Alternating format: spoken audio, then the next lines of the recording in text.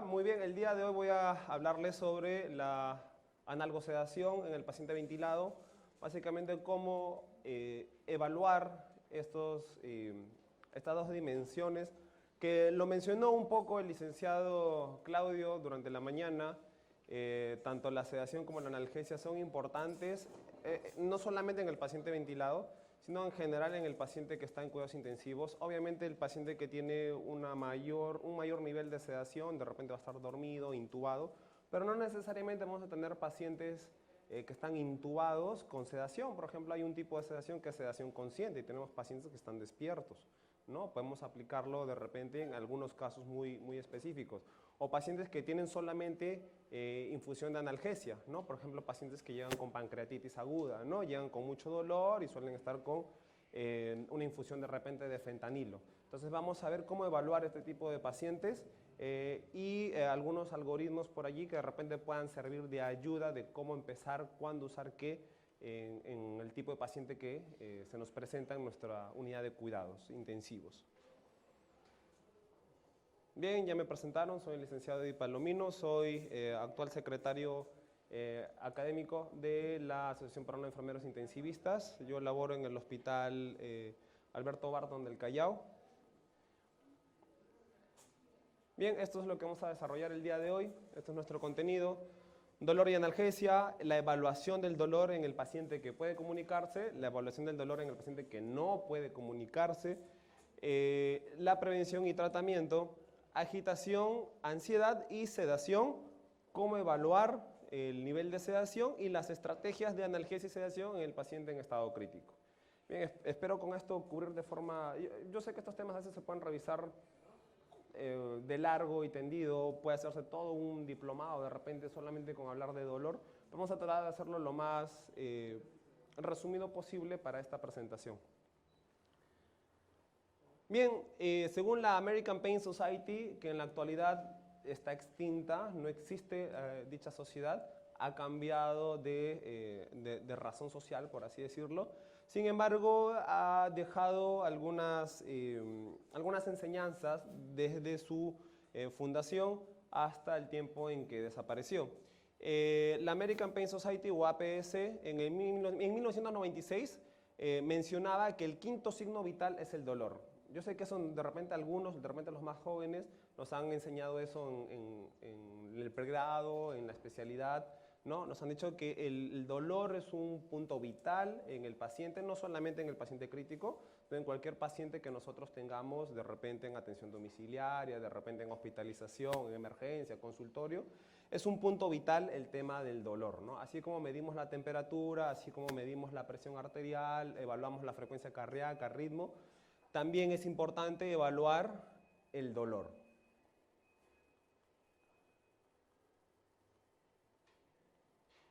¿Qué es el dolor?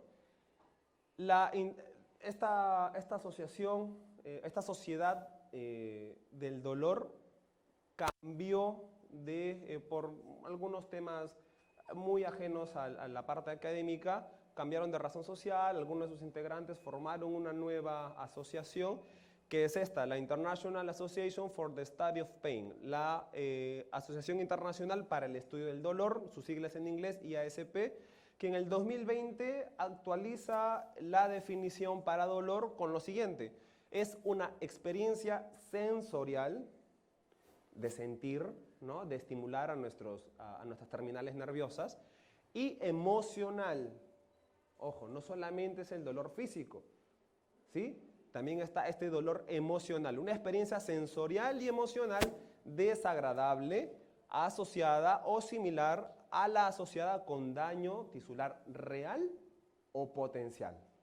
¿Sí? No necesariamente cuando hay alguna lesión, el paciente recién empieza a sentir dolor. Por ejemplo, tenemos pacientes que uno se va a acercar, señor, disculpe, le voy a poner su intramuscular, y él hace esto, ¿no? Emocionalmente ese paciente está sintiendo dolor. De repente para otra persona le dicen, le voy a poner su intramuscular, y está tranquilo, espera la inyección, porque de repente basado en su experiencia no le ha sido desagradable en gran intensidad. Pero hay personas que de repente uno le dice, le voy a poner un intramuscular, le voy a poner un endovenoso, y experimentan la sensación de dolor. Uno les pregunta, ¿cuánto dolor tienes? 10 te van a decir, ni siquiera le has puesto la aguja, ¿no? Entonces estamos experimentando, o mejor dicho, el paciente está experimentando, la persona está experimentando esta sensación de dolor. Entonces, con esto quiero decirles que debemos tener en cuenta, por ejemplo, cuando hacemos esta valoración, sobre todo en los pacientes que están conscientes, que pueden comunicarse, en la respuesta que ellos nos dan. A veces ellos me dicen, me duele como 7 o como 10, y nosotros, no, tiene cara de 1.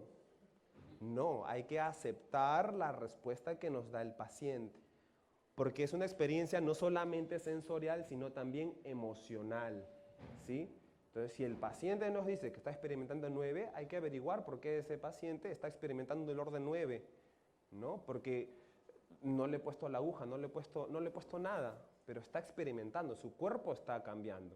Creo que todos tenemos claro que la parte mental influye en la parte física. Tenemos, por ejemplo, casos como el estrés, que en situaciones crónicas y extremas termina generando somatización, ¿verdad? Esto es porque la parte mental, la parte del psique, se conecta con la parte física somática. Entonces, tengamos en cuenta que el dolor emocional también es un dolor, ¿sí? Algunas notas importantes alrededor de esta definición que lanza la IASP es, primero, que el dolor es una experiencia personal, influenciada ¿por qué? En diferentes grados por factores biológicos, psicológicos y sociales. Es decir, cada persona percibe el dolor de una forma distinta. De repente le digo a ella, te voy a hincar el brazo ahorita, te voy a poner tu vacuna, no sé, la neumococo, te tengo que poner neumococo. Y ella de repente, genial, ponme. Y le digo a ella, te voy a poner tu vacuna.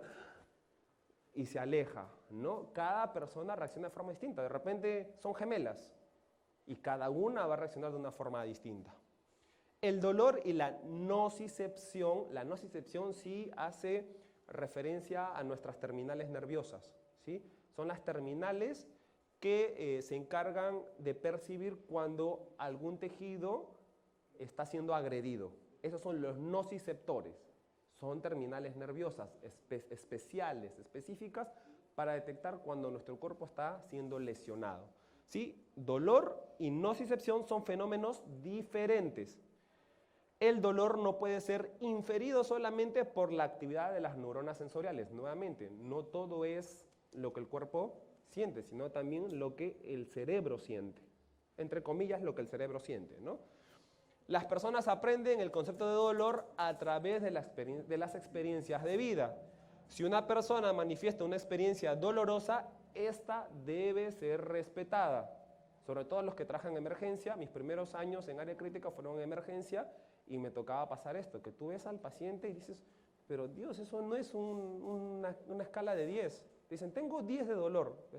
Señor, ¿cuánto dolor tiene? De 0 al 10. 10. Y tú le ves la cara de serio y realmente está sintiendo 10. De repente no todos reaccionamos o manifestamos de igual forma lo que sentimos, ¿no? Aunque el dolor usualmente cumple una función adaptativa, puede tener efectos adversos sobre la funcionalidad y el bienestar social y psicológico. De aquí la inclusión del dolor como el quinto signo vital, porque no es simplemente el paciente tiene dolor y es una cuestión de confort, sino porque este dolor luego puede manifestarse en algunas complicaciones a nivel sistémico. ¿Sí? Creo que las primeras que nosotros reconocemos son frecuencia cardíaca y presión arterial, ¿no? Paciente con dolor, presión alta, frecuencia alta. Es lo primero, pero puede generar algunas otras alteraciones en el comportamiento de nuestro cuerpo. Una de las maneras para expresar dolor es por la descripción verbal, el que está consciente y puede comunicarse. La incapacidad para comunicarse no niega la posibilidad de que un humano o animal experimente dolor. Quiere decir, si yo veo a mi paciente con una sedación de repente parcial, que de repente apenas me abre los ojos, no quiere decir que ese paciente pueda tener una mala titulación de la analgesia. Puede estar bien sedado, pero mal analgesiado, ¿correcto? Entonces aquí distinguir que son dos cosas distintas, la sedación y la analgesia, ¿sí? Tener claro eso. Que mi paciente tenga, que yo le haya colocado de repente un bolo de 5 miligramos de midazolam a mi paciente, no quiere decir que éste no vaya a sentir dolor. Por eso, por ejemplo, cuando nosotros realizamos el procedimiento de la intubación, colocamos analgésico y colocamos sedante, porque el sedante solo no es suficiente. El sedante no me suprime mis receptores de dolor ni mis receptores nociceptivos, ¿sí? Para esto está este otro medicamento que yo le añado, conocido como analgésico. Entonces, por ahí empezamos. Son dos cosas distintas. No confundir la sedación con la analgesia. No porque mi paciente está sedado, voy a creer yo que no siente dolor. Simplemente no puede responder, no puede manifestarlo, pero su cuerpo está sintiendo dolor. Yo puedo tener un paciente intubado con una sedación parcial o de repente polineuropático, que a veces no pueden mover los brazos y las piernas, pero se eleva la cardíaca, no tiene fiebre. No tiene fiebre el paciente, pero de repente el analgésico que le estoy colocando está muy bajo. Entonces tengo que evaluar allí el dolor. ¿Cómo lo evalúo? Vamos a verlo. Entonces empezamos con la evaluación del dolor. La primera pregunta que me hago yo es, ¿mi paciente puede comunicarse? De repente lo tenemos en ventilación no invasiva o de repente con cánula de alto flujo, no, y mi paciente puede comunicarse. O de repente no tiene terapia oxigenatoria ni ventilatoria, pero de repente, como les comentaba, es un paciente que tiene dolor por alguna otra situación. Hay determinadas situaciones clínicas en las que el paciente va a experimentar dolor e incluso dolor muy intenso, por ejemplo, pacientes con cáncer, ¿no? Pueden manifestar dolor y no necesariamente están ventilados ni están recibiendo oxígeno necesariamente, ¿no? Pero es obligatorio evaluar el dolor correctamente. O lo otro que estamos más acostumbrados a ver en áreas críticas es tener un paciente intubado, sedado, ¿no? Que de repente no se mueve mucho, que apenas pestañea y que de repente no puede manifestar verbalmente que tiene dolor, pero puede estar presentándolo. Entonces, lo primero, si mi paciente puede comunicarse, sea en un lenguaje verbal o no verbal, que tiene dolor, puedo evaluarlo de la siguiente manera. Si mi paciente habla, haré una evaluación verbal. De repente no puede hablar o de repente, aparte de lo que él me diga, me valgo de alguna imagen que él pueda reconocer más o menos o ubicar dónde se encuentra el dolor que él percibe, ¿no? Allí tengo alguna escala visual. Y la otra es una escala numérica. No presento de repente una escala de colores ni una escala de caritas, sino simplemente una regla con números, ¿no? Es una escala numérica. Aquí tenemos el clásico EVA. EVA significa escala visual analógica. Ojo, escala visual analógica, y debería ser esto lo que le presentamos al paciente si es que evaluamos un EVA. He visto en algunas instituciones, en áreas de emergencia sobre todo, donde necesitan una valoración más rápida del dolor, que utilizan escalas a color, ¿no? Como las de aquí arriba. A ver cuál es el botón. Ya, no importa. Como la de arriba, que puede estar numerada, o como la de abajo, que incluso incluye rostros con cierta manifestación, ¿no? Con ciertas muecas, ¿no? Que más o menos el paciente pueda orientarse de qué él podría llamar un dolor intenso o llamar un dolor leve. Esta es una escala visual numérica, ¿no? Está preciso. Si no le pongo números, si solamente le pongo color y le digo celeste no hay dolor y lo más rojo posible es lo más doloroso. ¿Dónde tú ubicas? De repente lo reconoce por colores. Eso sería enteramente visual. Si yo le incluyo color más números, tengo una escala visual numérica, ¿verdad? Que básicamente es esto. El EVA es una escala visual numérica, ¿sí? Sin embargo, en nuestras unidades no siempre contamos con estos tableritos, ¿verdad? O sí, ustedes van donde el paciente y le dicen, señor, mire esta hoja con esta regla de colores, dígame usted. No. Si lo hacen, genial. Puede ser que lo hagan, genial. Pero esa no es una escala visual. Y cuando nosotros registramos, bien como lo decía la licenciada Victoria en la mañana, cuando en nuestros registros de enfermería colocamos, se evalúa el dolor en el paciente, no van a poner que es un EVA, pues estamos acostumbrados a poner un EVA de 5. ¿Le mostraron alguna imagen al paciente? No. Lo que usualmente hacemos es, señor, buenas tardes, soy el licenciado Di Palomino. ¿Está cómodo? ¿Está confortable? ¿Siente dolor? ¿Sientes dolor ahora, en este momento?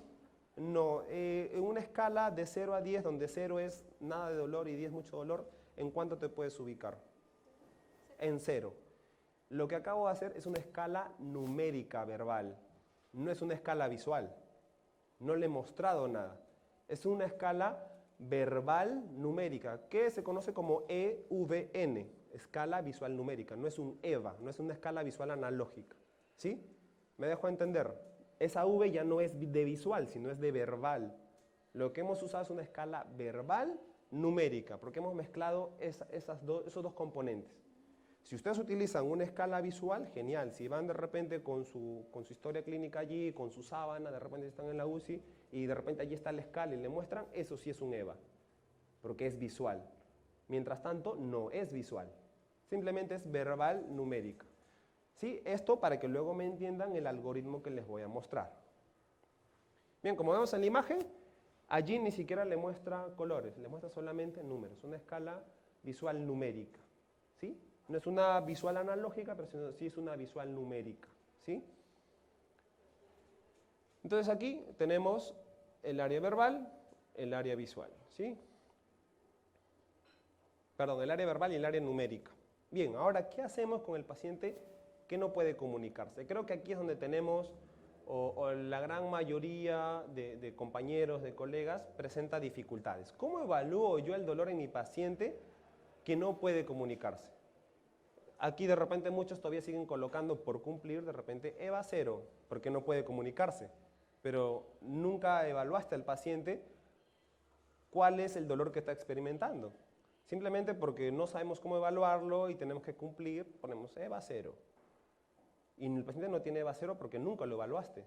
El paciente nunca te contestó, nunca te respondió. Si no puede comunicarse, ¿cómo te dice que tiene un EVA 0?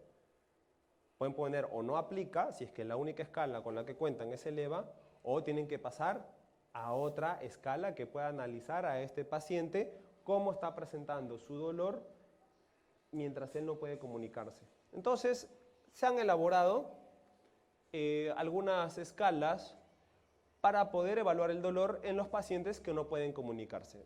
Aquí están las siglas, que son con las que las pueden encontrar. Las dos primeras son siglas en inglés, la última es una sigla en español, porque justamente ha sido hecha, validada en España. La primera es el BPS, Behavioral Pain Scale. En español, escala de conducta al dolor. Es una de las más conocidas, una de las más estudiadas, una de las que más ha sido validadas en distintas regiones, en distintas latitudes. La siguiente es el CPOT, así la conocemos, ¿no? en español, el CPOT. El CPOT es el Critical Care Pain Observational Tool, la herramienta para valorar el dolor en el paciente crítico de forma observacional. ¿Sí? Observando es una herramienta que yo utilizo la observación para valorar el dolor en el paciente crítico. ¿Sí? Y la última es una escala de conducta al dolor. ¿Sí? Que esta está en español. Esta sí ha sido validada en España y validada justamente en idioma español. Porque les comento que si digamos hoy aparece una escala, no sé, en Noruega, en idioma noruego, esa escala la validan ellos, de repente utilizan, toda la gente que habla noruego, le hacen la escala, lo validan, genial. Para yo pasarlo al español, tengo que hacer una transformación cultural allí. Porque la forma en la cómo se escribe cada palabra, cada frase, cómo yo pregunto a mi paciente es distinta. Entonces no es que, vi una escala en inglés, la voy a utilizar en español. Eso no se puede hacer porque en español no está validada esa prueba. En este caso, ESID es una prueba que está en español, pero aún así habría que ver si esa escala de repente utiliza palabras que las personas de repente de esta región no la conocen. Entonces hay que hacer una validación cultural. Entonces, ojo, tener en cuenta eso para no usar cualquier escala. BPS y CPOT ha sido validada en español, ha sido validada en portugués, ha sido validada en otros idiomas. Entonces, por allí más o menos tenemos cierta confianza en estos, porque el lenguaje utilizado es bastante neutral, por así decirlo, en el idioma español, ¿no? Entonces aquí tenemos el BPS, el Behavioral Pain Scale, el CPOT, el Critical Care Observational Tool y el ESID, que es la escala de conductas indicadoras de dolor. Para yo poder valorar el dolor en mi paciente que no puede comunicarse, debo tener en cuenta estos puntos. Primero, que la función motora se encuentre intacta. ¿Qué quiere decir? Que si mi paciente de repente está con un bloqueante neuromuscular, no puedo valorar el dolor con estas escalas. Porque necesito que la función motora se encuentre intacta. ¿Sí? Y lo siguiente es que el comportamiento pueda ser observable. Si yo no observo el comportamiento, no puedo valorarlo. Bien, entonces, el que les voy a mostrar el día de hoy es el BPS. Entonces, ya lo mostró el licenciado Ibero en la mañana. La escala BPS o la Behavioral Pain Scale cuenta con 3 dimensiones. La primera dimensión es la expresión facial. ¿Sí? Mi paciente no puede hablar, pero sí puedo ver los gestos que él hace. Luego, los movimientos de los miembros superiores. Y el tercero, la respuesta al ventilador mecánico. ¿Sí? Cada dimensión tiene puntajes de 1 a 4. Entonces yo tengo un puntaje mínimo de 3 y un puntaje máximo de 12, ¿verdad? Sencillísimo. En la expresión facial vamos a observar o vamos a calificar con un punto al paciente si su cara se presenta relajada, ¿no? De repente no muestra ningún gesto a dolor o simplemente muestra un rostro de tranquilidad, ¿no? Parcialmente tensa, de repente un poco fruncido el ceño, ¿no? De repente el paciente no manifiesta un dolor así muy intenso, muy desesperante, pero de repente le ven así, ¿no? Como a veces duermen algunos, ¿no? A veces dicen, no, ¿estás molesto? No, así estoy bien. Y están así, ¿no? Porque justamente ese movimiento, ese gesto nos expresa algo. Y en este paciente que no puede comunicarse, nosotros observamos esto, ¿no? De repente frunce el ceño ahí un poquito, ¿no? Totalmente tensa. Ya vemos que no solamente es el ceño, sino también son los pómulos, los labios, las mejillas, que el paciente contrae y está con el tubo ahí. Y el paciente tiene la cara totalmente tensa. Ese vendría a ser 3 puntos. Y 4 ya es muecas. El paciente mueve la boca intentando hablar, intentando pedir auxilio de repente, ¿no? Empieza a hacer más muecas el paciente. Eso ya es un puntaje de 4. Los movimientos de los miembros superiores, relajado, ¿no? De repente el paciente está bien sedado, lo tenemos sin contención mecánica y el paciente está tranquilo en su cama. O de repente sí mueve los brazos, ¿no? De repente está con las manitos aquí en el pecho, el paciente tranquilo, como si estuviera en Hawái, ahí disfrutando del sol, ¿no? Tranquilito, el paciente está así. Genial. Relajado. Parcialmente flexionados, de repente el paciente ya empieza a hacer esto. Y está el ceño fruncido, ¿no? Porque no creo que esté contraído solamente el brazo y la cara esté feliz, ¿no? No creo que observemos eso. Vemos los brazos parcialmente contraídos. Luego vemos totalmente flexionados, ya que el paciente está doblando los brazos. Y finalmente totalmente contraído, ya peleando de repente. Yo creo que en la segunda, tercera, el que menos ya quiere amarrar a su paciente, ¿no? Ya cuando está en el último, el paciente ya está amarrado y está así, suéltenme, no soy preso, ¿no? El último, la respuesta a la ventilación mecánica. La primera es tolera movimientos. Uno durante el confort de repente le hace el cambio postural, lo levantamos para poner la almohadita y dejarlo de costadito. Y el paciente está tranquilo, ¿no? El señor de repente está parcialmente consciente. Señor, vamos a acomodarle las sábanas, vamos a cambiar el pañal. Y mientras lo mueve, el paciente está tranquilo. El ventilador no suena, ¿no?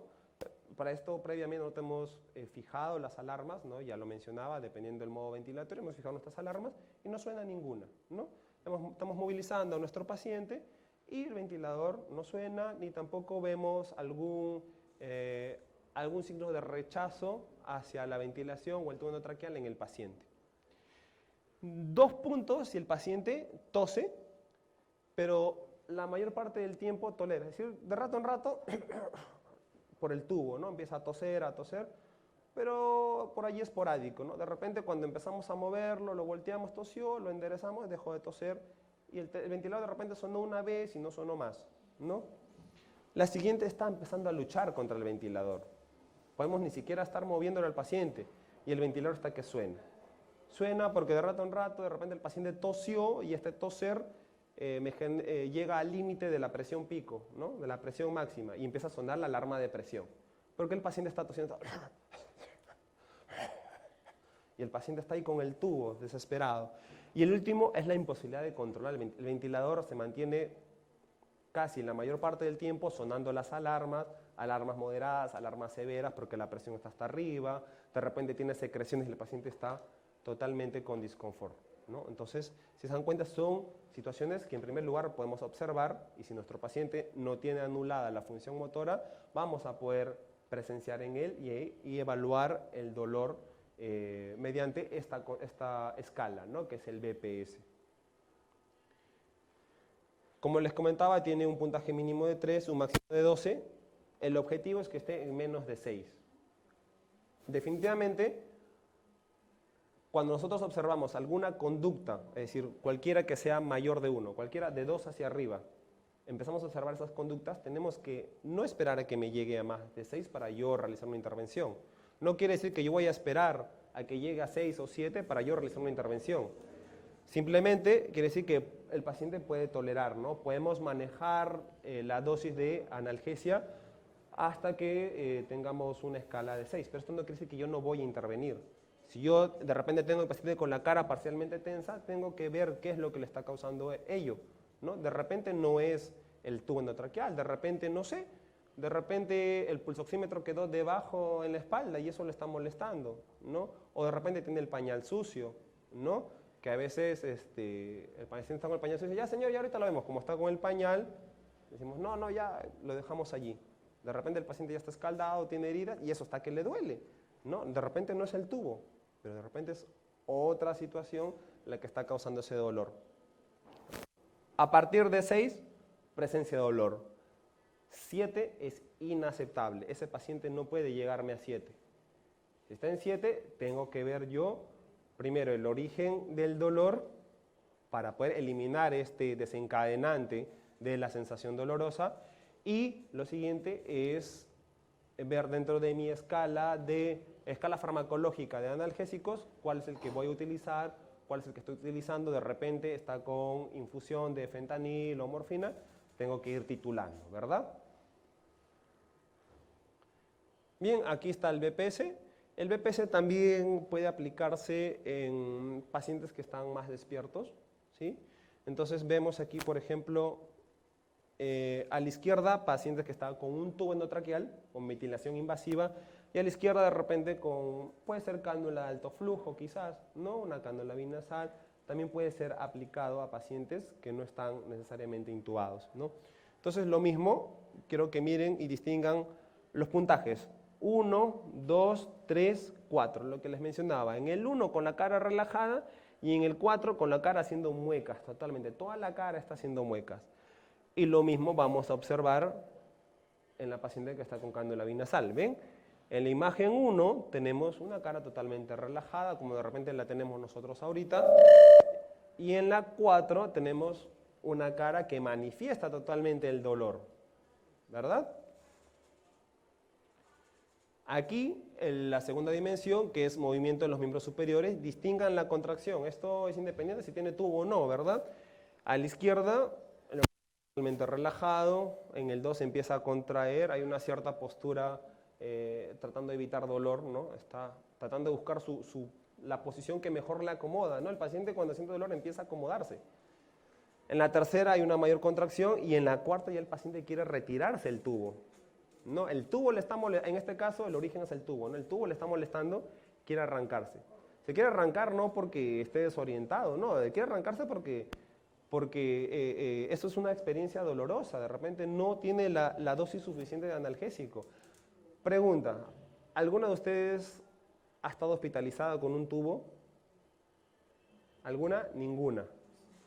Las personas que han estado hospitalizadas, conozco a varios colegas, varias colegas, dicen, ay, yo cuando me desperté, cuando salí de sala, me desperté, lo primero que hice fue jalarme el tubo, me estaban amarrando los colegas.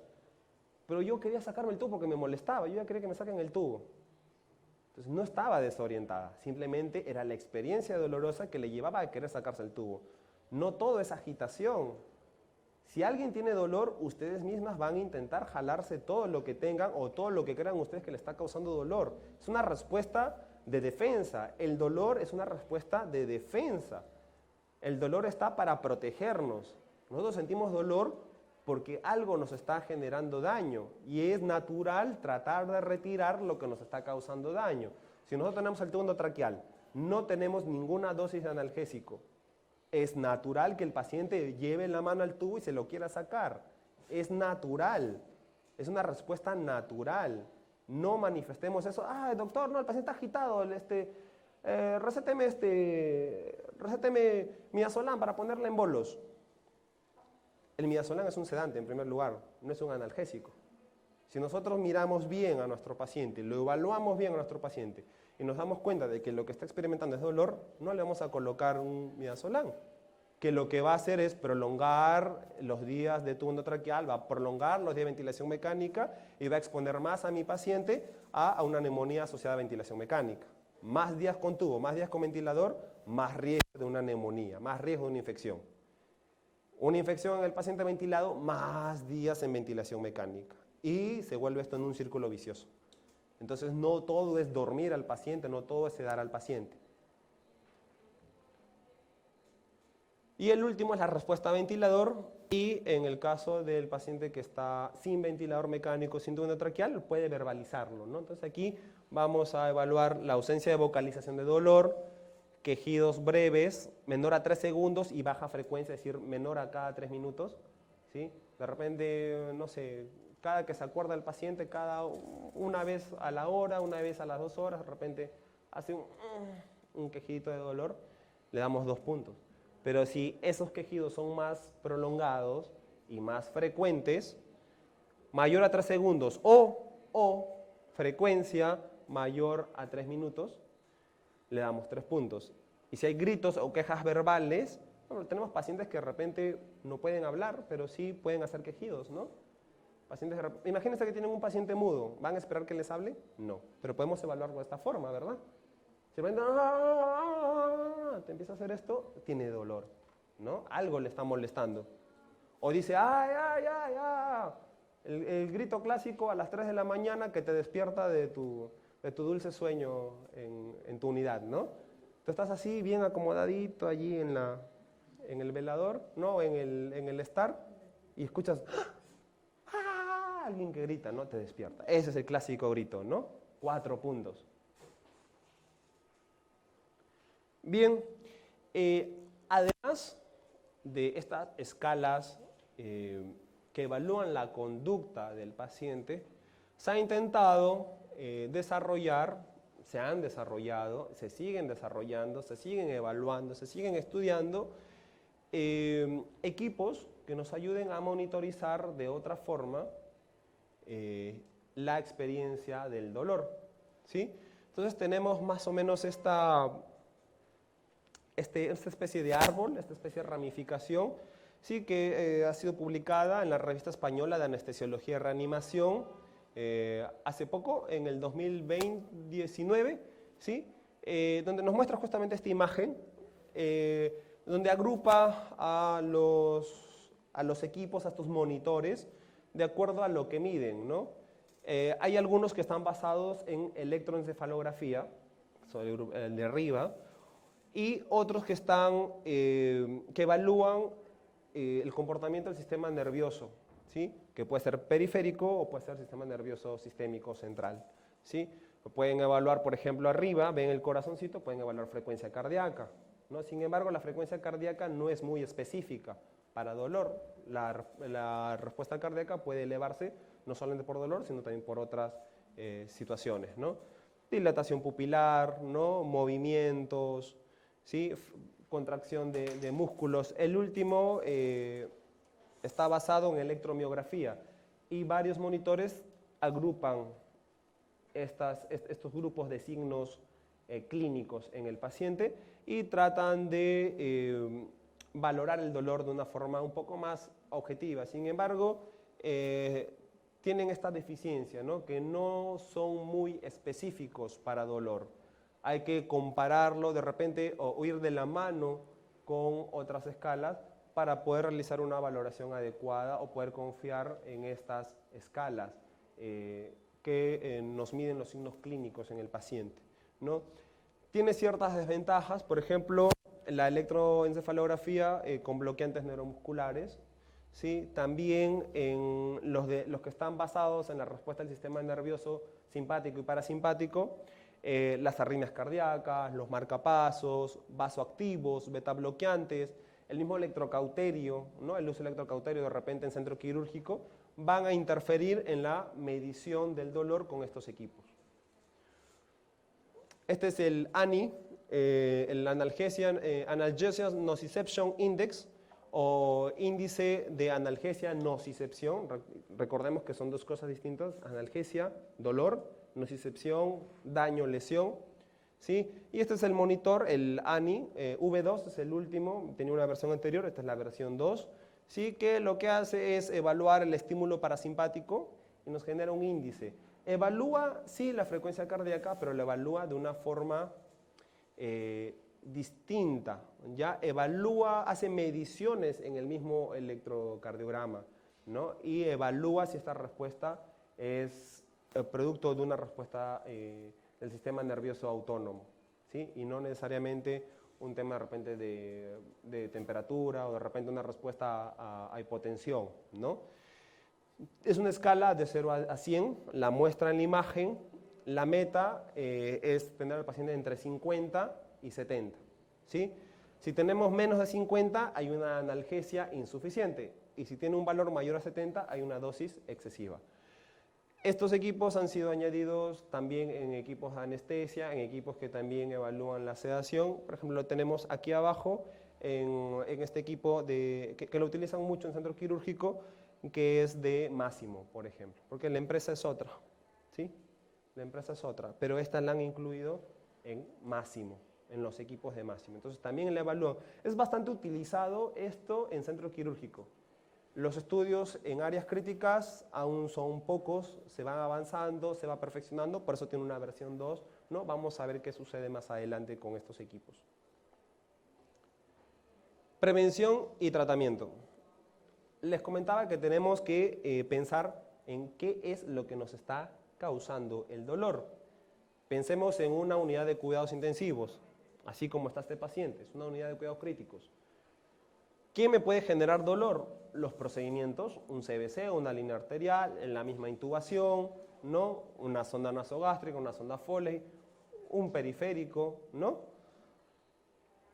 Enfermedad aguda, la razón que lo trae, de repente es un paciente de trauma, ¿no? Un paciente de un accidente de tránsito, un paciente gran quemado, de repente, ¿no? Un paciente oncológico. ¿Cuál es la causa aguda que lo trae a cuidados críticos? Luego tenemos la enfermedad secundaria, ¿no? ¿Qué trae él desde casa, ¿no? De repente viene por una fractura de cadera, pero detrás tiene cáncer, ¿no? Avanzado. De repente viene ya con un dolor crónico, ¿no? O de repente es un paciente con artrosis o artritis que vienen con dolor desde casa, fibromialgia, infinidad de patologías que generan dolor. La iluminación durante la noche, no dormir bien, también genera malestar. El ruido del mobiliario, la voz del personal. Estos tres de aquí, paciente con cefalea. Paciente con cefalea. Ay, me duele la cabeza, me duele el cuello, me duele la espalda, no sé cómo acomodarme. Le ponen tapones, le ponen un antifaz a la paciente que de repente está en intermedios, ¿no? Está despierta, santo remedio, chau dolor. No usaron fármacos, porque evaluaron adecuadamente cuáles fueron las causas que generan este malestar. La privación del sueño. ¿Quién cuando sale de guardia, como yo, y no lo dejan dormir, quiere dormir, no le dejan dormir? O a veces uno llega a su casa, se echa y de repente el sobrinito, el hijo está haciendo bulla. Te he dicho no, bulla, ¿no? Y te tocan así, ya te duele. Uno se vuelve más sensible al dolor. Ese umbral del dolor desciende y uno se vuelve más sensible al dolor. Entonces, no dormir bien también afecta esta condición, afecta la percepción al dolor. Y por último, el ventilador mecánico. Tener el tubo es molesto. Tener el tubo atravesado allí en la tráquea es molesto si no le suministramos algún analgésico al paciente. Entonces, lo primero que debemos tener en cuenta al tratar el dolor es, primero, no tener dosis fijas. Cada paciente es individual. Cada paciente responde, no es, viene el paciente intubado, ya, lo pongo fentanil a 15, fentanil a 10. No, hay que ver el paciente, de repente es más chiquito, de repente es más grande, es varón, es mujer, es moreno, es blanco, es renal, ¿no? Condiciones específicas de ese paciente para poder ver qué dosis manejamos. Manejo multidisciplinario. El manejo del dolor no es manejo solamente del médico, no es solamente manejo de enfermería, manejo del técnico, manejo de anestesiología. El manejo del dolor es multidisciplinario. Todos estamos inmersos en el manejo del dolor y por eso es importante cuando se realizan estos protocolos de cómo actuar ante presencia del dolor que se realice mediante un equipo multidisciplinario. Tener en cuenta la escalera analgésica, ahora se las muestro, la recomendada por la OMS, y tener primero en nuestra cabeza las intervenciones no farmacológicas, apagar la luz, poner un tapón, ¿no? Revisar que la sábana no esté arrugada, ¿no? Que le esté pellizcando la espalda, que el pañal no esté muy apretado, que la sonda no esté tirante, que el ventilador no le esté jalando el tubo, ¿no? Cosas que son del día a día y a veces nosotros pasamos como robots, mirando, a ver, ¿cuándo está el fentanilo? ¿Cuándo está el midazolam? Pasamos como robot y no nos fijamos en el rostro del paciente, en las conductas que manifiestan dolor. Entonces,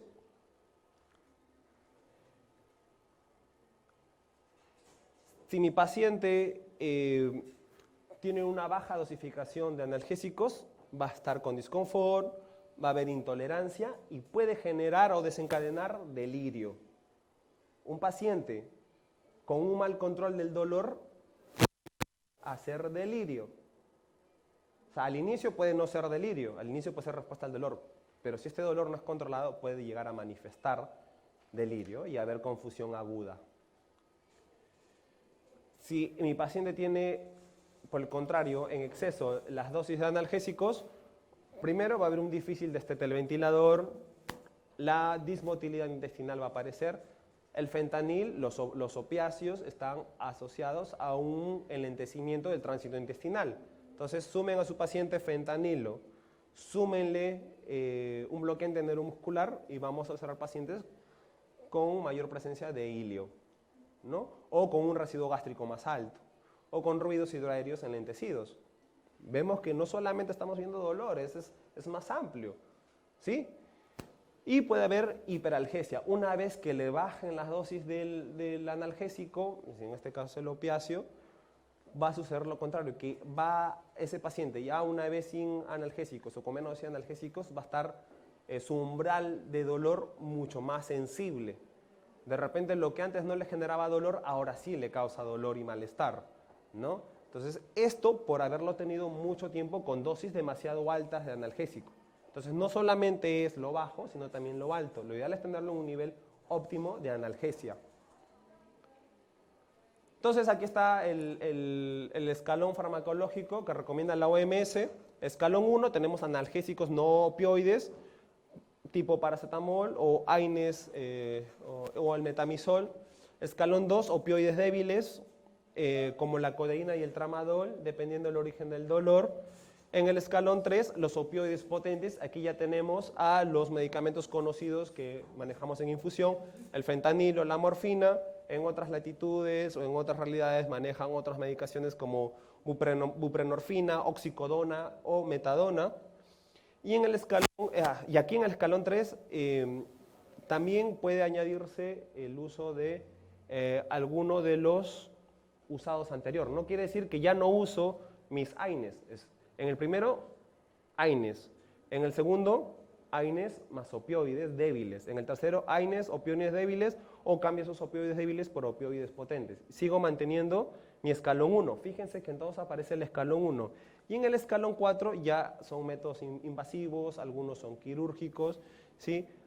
Y adicional a esto su tratamiento. Esto ya es un manejo más avanzado del dolor, quizás ya crónico. Y medidas no farmacológicas, que son para mí las más importantes, en las que más intervención tiene enfermería.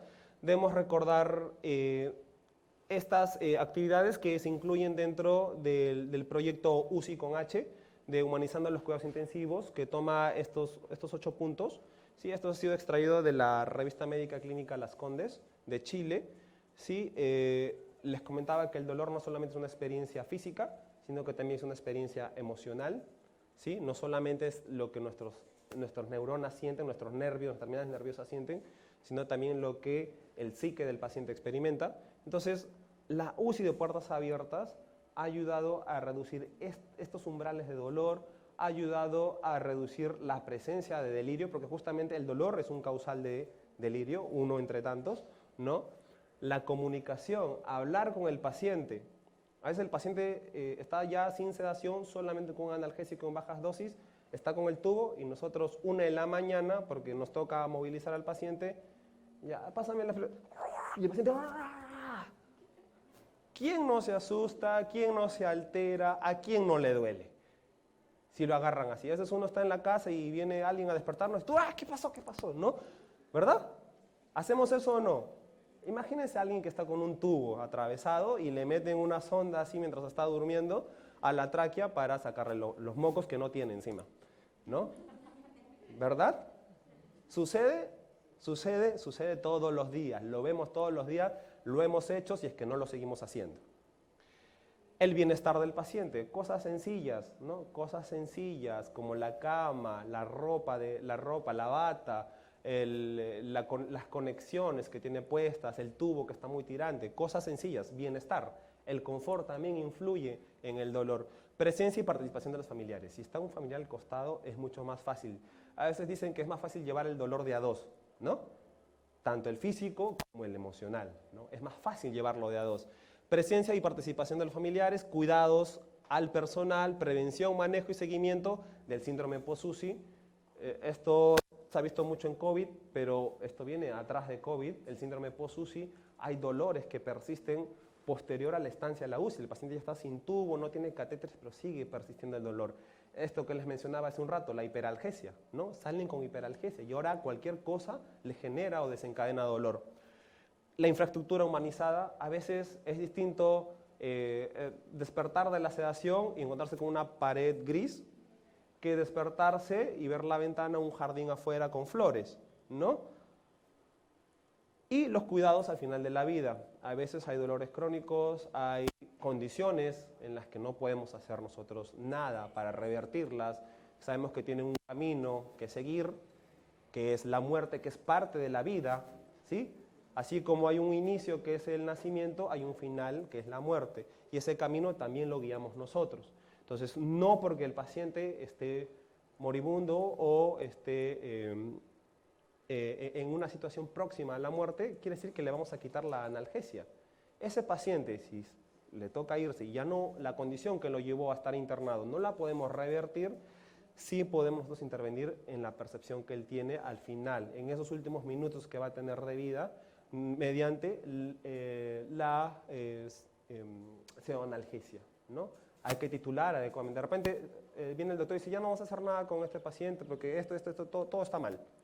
Ya, doctor, entonces, si no tiene pseudoanalgesia, doctor, indíqueme el analgésico y el sedante. Vamos a iniciar, lo vamos a pseudoanalgesiar y listo, ¿no? Eso es parte del cuidado al final de la vida. No nos olvidemos, el dolor está desde que nacemos hasta que nos morimos. Y bien, este es más o menos el algoritmo que les mencionaba. Lo primero es acercarse al paciente, si está consciente, y preguntar, hola, ¿te sientes cómodo? ¿Te sientes bien? Como hice hace un momento, hola, ¿qué tal? Soy tal, señora tal, por su nombre, ¿cómo se siente? ¿Descansó bien? ¿Tiene dolor? Te va a contestar. Te va a contestar sí, te va a contestar, ¿estoy cómodo? Sí, ¿estoy cómodo? No. Ante cualquiera de las dos, puedes decirme cuánto te duele, siendo 0, nada de dolor, y 10, el peor dolor que hayas experimentado en tu vida. Entonces aquí tenemos una escala verbal numérica, ¿verdad? Si de repente demora o hay dificultad en que manifieste esto, le presento una escala visual. Mire, aquí tengo una escala, de repente no se orienta bien, a ver, dígame aquí, mire los colorcitos, mire los números, mire las caritas, ¿no? Y pasamos a una escala visual para poder valorar ese dolor. Entonces, una vez usada esta escala visual, ¿puede el paciente indicar la intensidad del dolor y localizarlo? Si la respuesta es sí, iniciamos un tratamiento individualizado, evaluar el efecto analgésico de acuerdo a lo que nos diga, 3, 4, 5, 7, 10, de acuerdo a la respuesta del paciente individualizado. Y si hay dolor, reevaluar cada 1 a 2 horas. Y en ausencia de dolor, reevaluar cada 6 a cada 8 horas. ¿Sí? Si la respuesta es no, si no hay respuesta, no puede localizar, no puede decirme cuánto dolor siente, habría que valorar si el paciente está presentando delirio, que puede ser hiperactivo o hipoactivo. ¿Sí? Si no hay respuesta ante la primera pregunta, hola, ¿cómo te sientes? Si mi paciente está allí, ¿no? En las nubes. Lo siguiente que tengo que evaluar es, mi paciente está paralizado, sea por alguna condición física que le impide moverse, o sea por el uso de algún medicamento como los bloqueantes neuromusculares. Si la respuesta es no, uso una escala validada que valore la conducta al dolor. Puede ser BPS, CPOT o ESID, el que ustedes decidan utilizar por consenso en su unidad.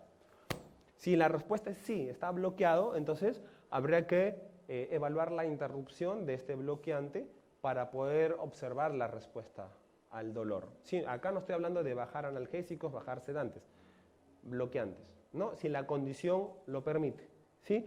Y si la condición no lo permite, podríamos considerar el uso de equipos de electrofisiología para valorar nocicepción, de repente el ANI, ¿no? ¿Sí? En general, habría que valorar sistemáticamente el dolor cada 2, 4 horas. El dolor no es que llego el turno, hago el EVA y me olvido del paciente. De repente al inicio del turno mi paciente estaba con un dolor de 5, realicé mi intervención, le coloqué un metamizol de repente, le di paracetamol, diclofenaco, etc. Pero no tengo una evaluación posterior. Si mi intervención resultó efectiva o no. Porque esto es importante para el siguiente turno. De repente el siguiente turno dice, doctor, la paciente refirió dolor acá, acá, acá, y le dieron metamizol 1 gramo y no le hizo efecto. Sigue con dolor. Ya hay que evaluar antecedentes. De repente hay dolores neuropáticos, no sabemos. Seguimos evaluando a ese paciente. ¿Sí? Valorar dolor durante y después de procedimientos, revalorar el dolor después de administración de analgésico para evaluar la efectividad. ¿Ok? Entonces, ahora para la escala de sedación, son conocidas el Ramsay.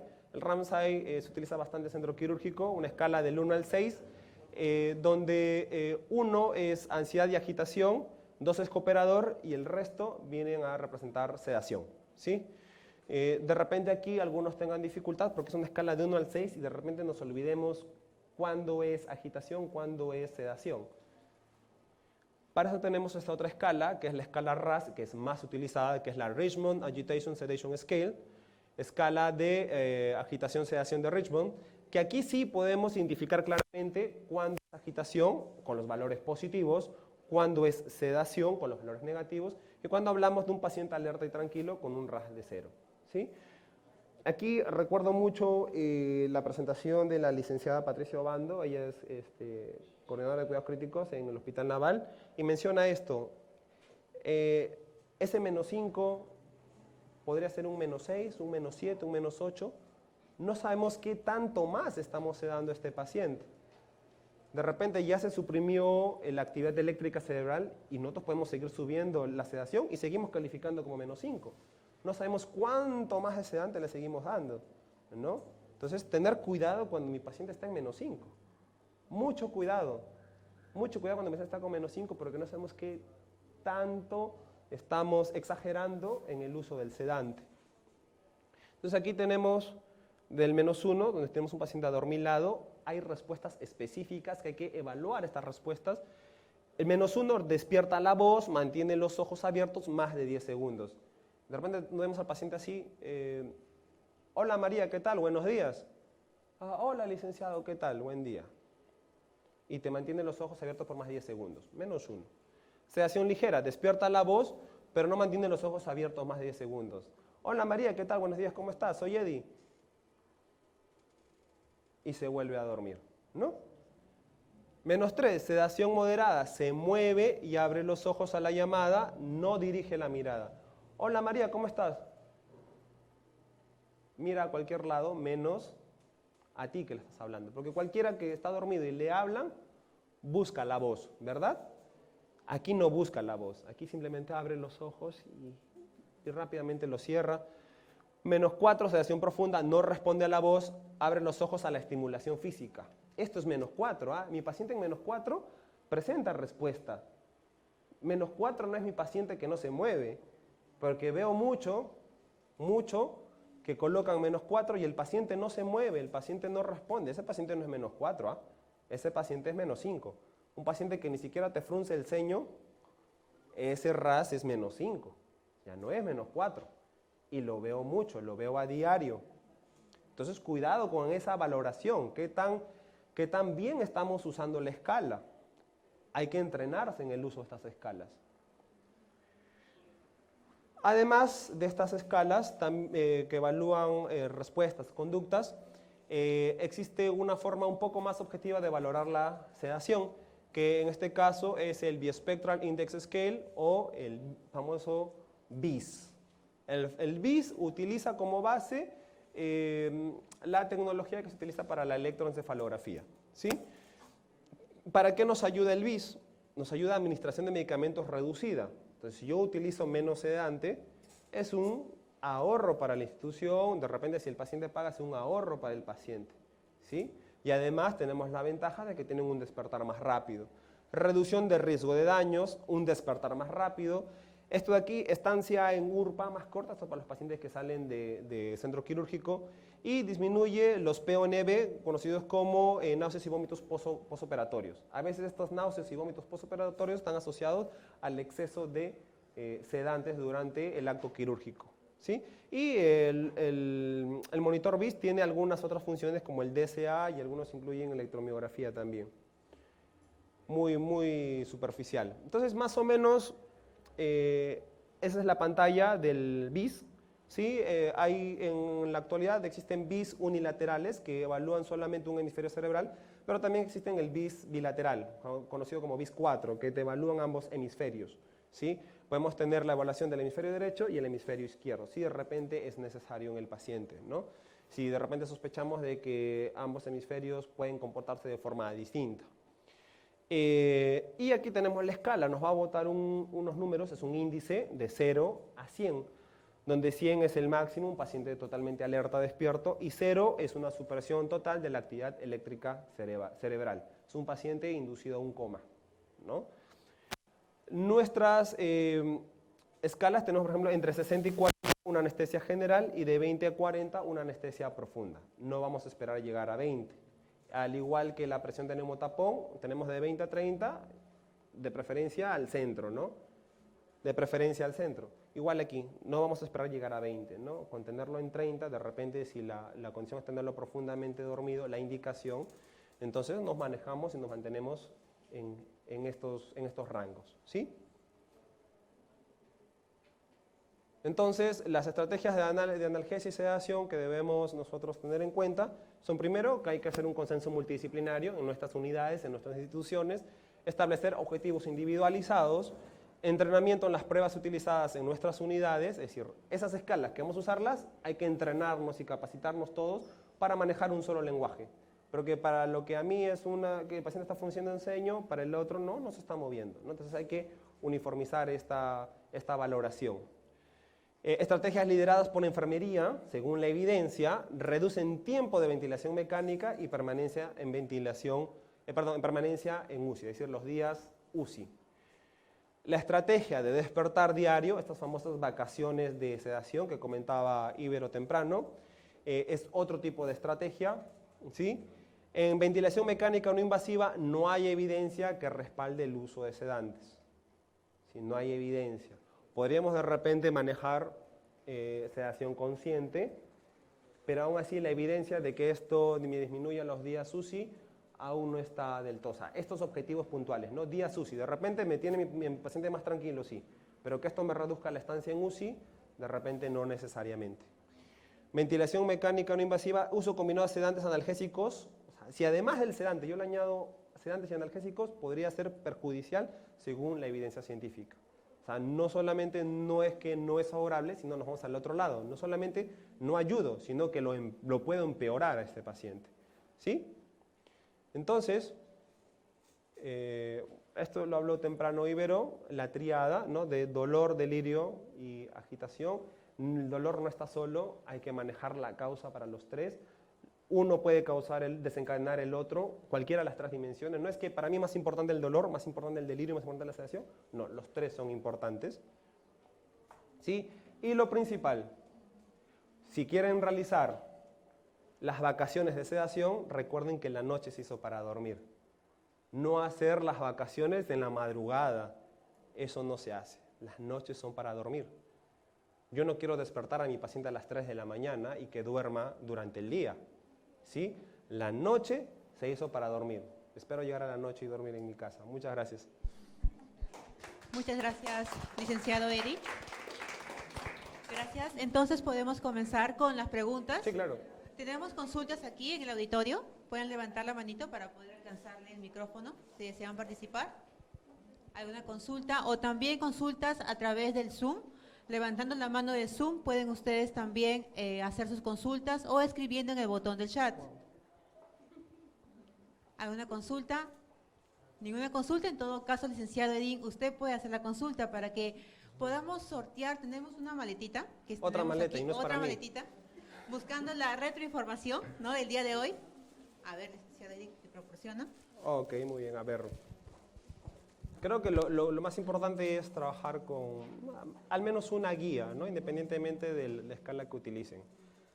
Les voy a dar un caso y levantan la mano qué escala podrían utilizar para valorar el dolor. ¿Sí? Tengo un paciente que le pregunto, ¿cómo está? No me responde. Está con midazolam, está con fentanilo en infusión y como es COVID está con bloqueante neuromuscular, ¿no? ¿Qué podría utilizar yo para valorar su dolor? La escala de CIPOC podría ser observacional. Escala RAS. RAS es sedación, no analgesia.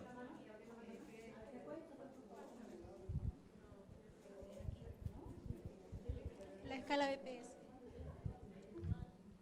Está con bloqueante neuromuscular. Por atrás. Uy, uy. Nada. Ya que se inscriban otra vez. Que se inscriban otra vez. En la escala BPS, ya que el paciente está con un relajante muscular, está sedado, entonces yo me tengo que basar en los parámetros, ¿no?, del BPS. No, uy, nadie. No, bisedación. Esto estamos evaluando analgesia.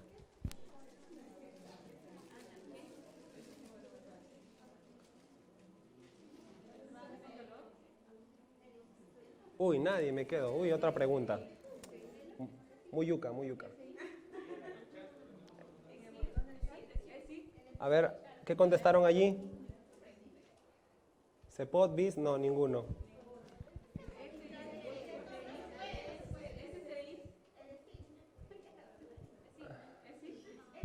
No, la respuesta es, el único ejemplo que di yo fue el ANI. El ANI, esa cosa. Porque recuerden, si mi paciente está bloqueado, si no puede responder, no puede contraer el músculo, ¿cómo voy a evaluar yo un BPS, un CEPOT o un ESID? No puedo, porque la condición es que su función motora esté completa, ¿no? Que tenga la función motora disponible para yo poder evaluar las respuestas. Si no la tiene disponible, yo no puedo evaluar un BPS, un CEPOT, un ESID. ¿Sí? Paciente sedado, CEPOT, BPS, ESID. Paciente sedado y relajado, habría que ver desescalar el bloqueante o utilizar algún monitor electrofisiológico, ¿no?, que mida nocicepción. El ejemplo que di, el único que llegué a dar fue el ANI, ¿no? Hay otros, pero el ejemplo que di fue el ANI. Pero, bueno, al menos en la realidad que yo tengo, nunca he podido observar uno de esos monitores que ustedes. Sí, ni yo. Entonces, con lo que nosotros disponemos, ¿cómo podríamos hacerlo? La primera opción, ¿qué era? Desescalar el bloqueante. Esa es la única forma. Desescalar el bloqueante para poder, ya una vez que vemos que el paciente puede movilizarse, puede generar respuesta ante una situación dolorosa. Entonces, ya podría evaluar BPS, CPOT o ESIT. Y en todo caso, con los parámetros que mide este monitor, no sé, por ahí mencionó la frecuencia cardíaca, la presión arterial. Sí, en por el ahí caso del también. ANI, tiene una medición especial, no es netamente número, frecuencia cardíaca. Ah, ya. Les comentaba que el ANI mide la respuesta cardíaca, pero haciendo medición del electrocardiograma. Hace una medición, ¿ya? El electrocardiograma. No es específicamente frecuencia cardíaca. Ah, ya. ¿Sí? ¿Esto para qué? Para poder valorar la respuesta del sistema nervioso autónomo. ¿Sí? Sí, ya. Pregunta, porque ustedes tienen que llevarse, no me lo quieren dar a mí. Y ya. ¿Qué valores representan agitación en la escala RAS? ¿Positivos o negativos? Yo no vi. Hay que levantar la mano bien Yo alto no vi, para yo no poder... vi, yo no porque vi. han marcado 3, han levantado las manos justo. A ver, otra vez. Otra pregunta. Porque las 3 levantaron a tiempo. Ya. Escala RAS, ¿qué valor me indica un paciente alerta?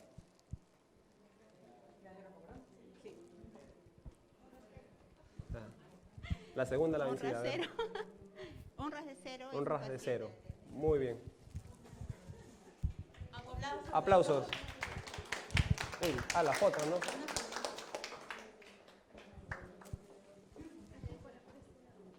¿Por aquí? ¿Más allá? En Salaberry, dice.